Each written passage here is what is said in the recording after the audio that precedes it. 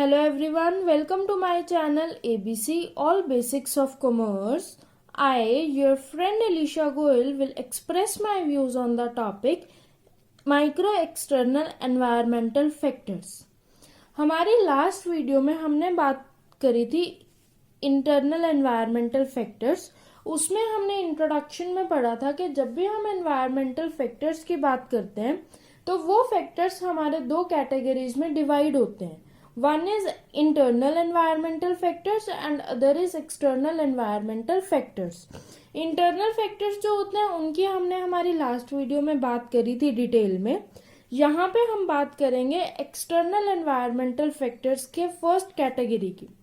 External environmental factors वो factors होते हैं जो हमारे सराउंडिंग्स के एनवायरनमेंट में एग्जिस्ट करते हैं, हमारे बिजनेस के आउटसाइड एग्जिस्ट करते हैं और उनका हमारे बिजनेस के फंक्शंस पे कंट्रोल होता है, इन्फ्लुएंस होता है।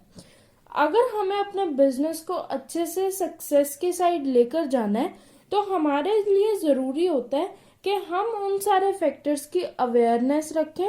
जो अपॉर्चुनिटीज हमारे लिए हैं एनवायरनमेंट में, उन सारी अपॉर्चुनिटीज को हम ग्रैब करें और जितने भी हमें लगता है कि हमारे बिजनेस से रिलेटेड थ्रेट्स हैं, हम उन थ्रेट्स की अच्छे से नॉलेज रखें और उन थ्रेट्स के नेगेटिव इफेक्ट को हम मिनिमाइज करें ताकि हमारे बिजनेस में किसी भी तरह की दिक्कत ना आए। जब भी हम एक्सटर्नल एनवायरमेंटल फैक्टर्स की बात करते हैं तो हम दो तरह के फैक्टर्स की बात करते हैं। हमारे ऑर्गेनाइजेशन के बाहर के एनवायरनमेंट में कुछ ऐसे फैक्टर्स होते हैं जिन्हें हम कंट्रोल कर सकते हैं, लेकिन कुछ ऐसे फैक्टर्स होते हैं जिन्हें हम बिल्कुल भी कंट्रोल नहीं कर सकते और उनके अकॉर्डिंगली हमें खुद को चेंज करना पड़ता है।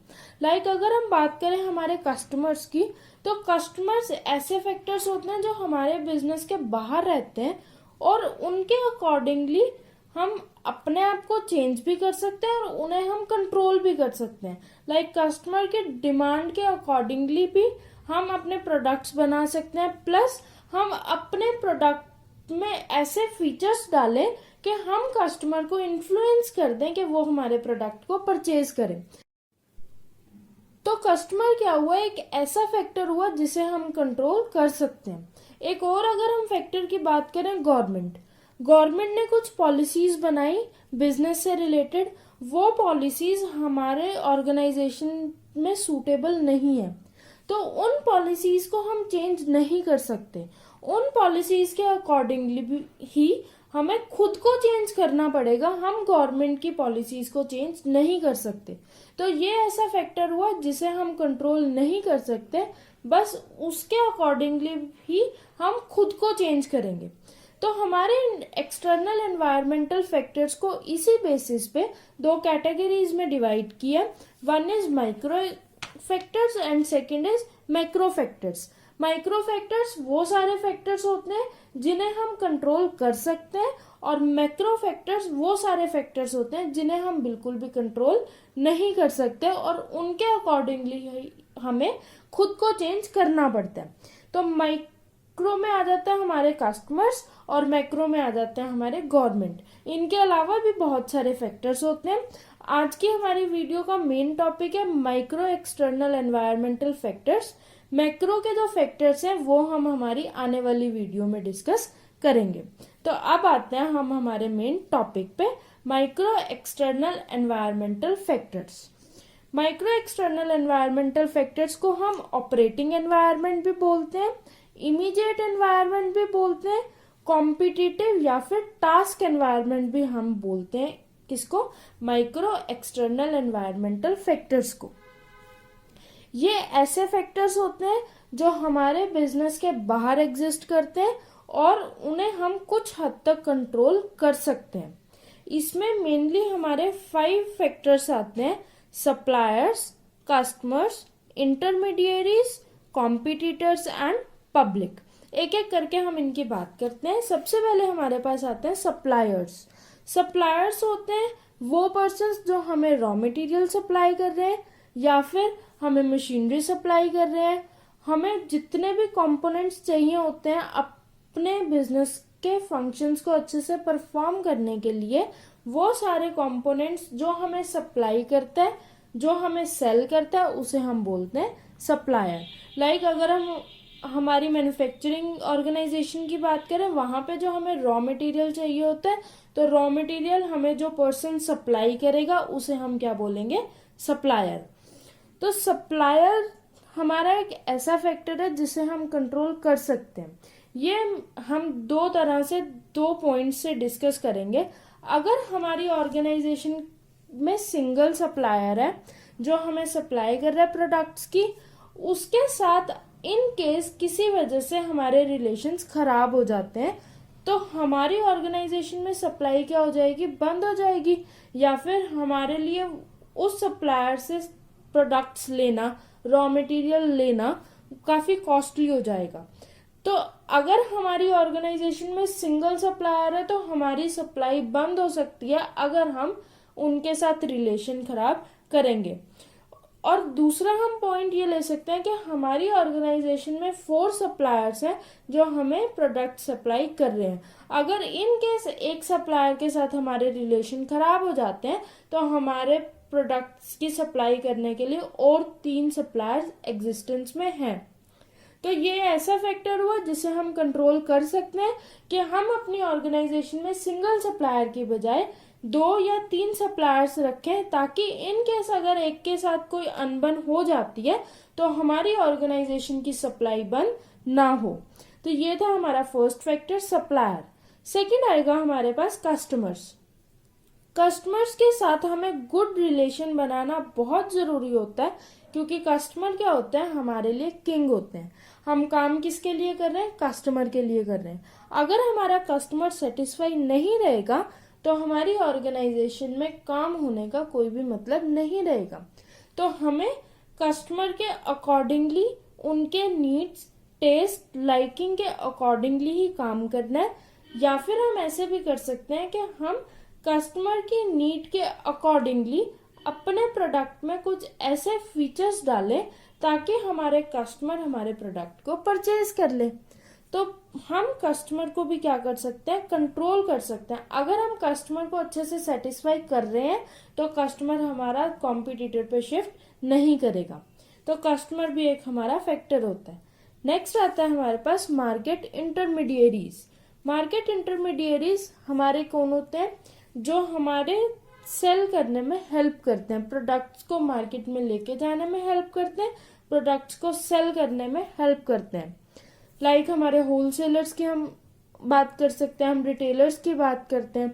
इसमें मेनली हमारे पास 4 इंटरमीडिएरीज आते हैं। सबसे पहले हमारे पास आता है रीसेलर्स। रीसेलर्स में हमारे आते हैं होलसेलर्स और रिटेलर्स, जो क्या कर रहे हैं, हमारे प्रोडक्ट को मैन्युफैक्चर से बाय कर रहे हैं और कस्टमर को सेल कर रहे हैं। वो बीच में इंटरमीडिएरी का काम कर रहे हैं, वो प्रोडक्ट हमसे ले रहे हैं और हमारे कस्टमर को सेल कर रहे हैं। नेक्स्ट आता है हमारे पास फिजिकल डिस्ट्रीब्यूशन फर्म्स। ये होती हैं वेयर हाउसिंग, ट्रांसपोर्ट एजेंसीज। ये क्या करती हैं, वेयर हाउसिंग का काम, मतलब अगर हमने स्टोरेज करनी है अपने प्रोडक्ट की तो ये उसमें हेल्प करती है। हमने अपने प्रोडक्ट को किसी और प्लेस पे ट्रांसपोर्ट करना है, उसमें हेल्प कराती है। तो इन सब फॉर्म्स में हमारे आते हैं वेयर हाउसिंग एजेंसीज आ जाती हैं, ट्रांसपोर्ट एजेंसीज आ जाती हैं। नेक्स्ट आता है हमारे पास मार्केटिंग सर्विसेज एजेंसीज। ये हमारी होती हैं एजेंसीज जो हमें हेल्प करती है कि हम अपने टारगेट ऑडियंस को ढूंढ सके और अपने टारगेट ऑडियंस को ही हम मोटिवेट करें हमारे प्रोडक्ट के लिए। इसमें आते हैं हमारे media, advertising agencies, marketing research agencies, marketing consultancy firms, ये सारी इसमें इंक्लूड होती हैं। नेक्स्ट और लास्ट हमारे इंटरमीडिएरीज का आता है फाइनेंशियल इंटरमीडिएरीज। फाइनेंशियल से हम नाम से ही समझ जाते हैं कि हम यहाँ पे पैसों की बात करेंगे, हम यहाँ पे फाइनेंस की बात करेंगे। तो इसमें हमारे आते हैं बैंक क्रेडिट्स, फाइनेंशियल कंपनीज, या फिर हमारी इंश्योरेंस कंपनीज आ जाती हैं। ये सब यहाँ पे इंक्लूड करती हैं, जो हमें इन्फ्लुएंस भी करती है। लाइक ये हमें कैसे इन्फ्लुएंस करेगी कि हमें पैसों की जरूरत है और अगर हमारी फाइनेंस प्रोवाइडिंग कंपनी ने हमें मना कर दिया कि वो हमें फाइनेंस नहीं देंगे, तो हम क्या करेंगे, हमारी एक्टिविटीज रुक जाएंगी। तो ये भी फैक्टर्स होते हैं जो हमारे ऑर्गेनाइजेशन के फंक्शंस पे इफेक्ट डालते हैं। तो अभी हमने बात करी थी मार्केट इंटरमीडियरीज की, जिसमें हमारे 4 पॉइंट्स थे: resellers, physical distribution firms, marketing service agencies, और लास्ट था इसमें फाइनेंशियल इंटरमीडियरीज। नेक्स्ट आता है हमारे पास मेन पॉइंट, कॉम्पिटिटर्स। कॉम्पिटिटर होते हैं वो ऑर्गेनाइजेशंस जो हमारे जैसे प्रोडक्ट्स मार्केट में कस्टमर को सेल करती है। तो हमें कॉम्पिटिटर के लिए स्ट्रैटेजी बना के रखनी चाहिए कि हमारे कॉम्पिटिटर्स पे हमारे कस्टमर शिफ्ट ना करें। हमें सिंगल स्ट्रैटेजीज नहीं बनानी, हमें मल्टीपल स्ट्रैटेजीज बना के रखनी है, ताकि किसी भी तरह हमारा कॉम्पिटिटर हमारे कस्टमर्स को हमसे ना छीन सके। तो ये कॉम्पिटिटर भी अफेक्ट करते हैं। अगर कॉम्पिटिटर कोई ऐसा प्रोडक्ट नवा मार्केट में ले आया जो हमारे कस्टमर को ज्यादा सेटिस्फाई करवा रहा है, तो हमारे कस्टमर्स क्या हो जाएंगे, शिफ्ट हो जाएंगे। तो हम क्या करेंगे, कुछ ऐसी स्ट्रैटेजीज बनाएंगे ताकि हमारे कस्टमर जो है वो शिफ्ट ना हो। नेक्स्ट आता है हमारा पब्लिक। पब्लिक का मतलब होता है एनवायरनमेंट के वो सारे ग्रुप्स जिसका हमारे ऑर्गेनाइजेशन में एक्चुअल या फिर पोटेंशियल इंटरेस्ट होता है। इसमें हमारे इंक्लूड होते हैं हमारे बैंकर्स, शेयर होल्डर्स, हमारे मैनेजर्स, वर्कर्स, या फिर हमारी नेबरहुड की रेजिडेंट कम्युनिटीज। इसमें हम इंक्लूड कर सकते हैं हमारे न्यूज़पेपर्स को, मैगजीन्स को। ये सब भी हमारे ऑर्गेनाइजेशन में कहीं ना कहीं इफेक्ट डालते हैं, बट हम इन्हें कंट्रोल कर सकते हैं। ये था हमारा पूरा माइक्रो एनवायरनमेंट का टॉपिक, जिसमें हमने बात करी थी सप्लायर्स की, कस्टमर्स की, इंटरमीडिएरीज की, कॉम्पिटिटर्स की और पब्लिक की। ये वो सारी पार्टीज होती हैं जो हमारे ऑर्गेनाइजेशन के बाहर एग्जिस्ट करती है, बट हमारी ऑर्गेनाइजेशन पे इफेक्ट डालती है, और जिन्हें हम कुछ हद तक कंट्रोल कर सकते हैं ताकि वो हमारी ऑर्गेनाइजेशन पे नेगेटिव इफेक्ट ना डालें। ये था हमारा पूरा टॉपिक। अगर आपको हमारा ये टॉपिक अच्छा लगा तो आप हमारी वीडियो को लाइक करें, शेयर करें, वीडियो पे ज़्यादा से ज़्यादा कमेंट्स करें। अगर आपको किसी और टॉपिक पे वीडियो चाहिए तो आप वो टॉपिक भी हमें कमेंट सेक्शन में बता सकते हैं। आप चैनल को सब्सक्राइब करें, बेल आइकन प्रेस करें, ताकि न्यू वीडियोस की आपको नोटिफिकेशंस मिलती रहे। Thank you so much.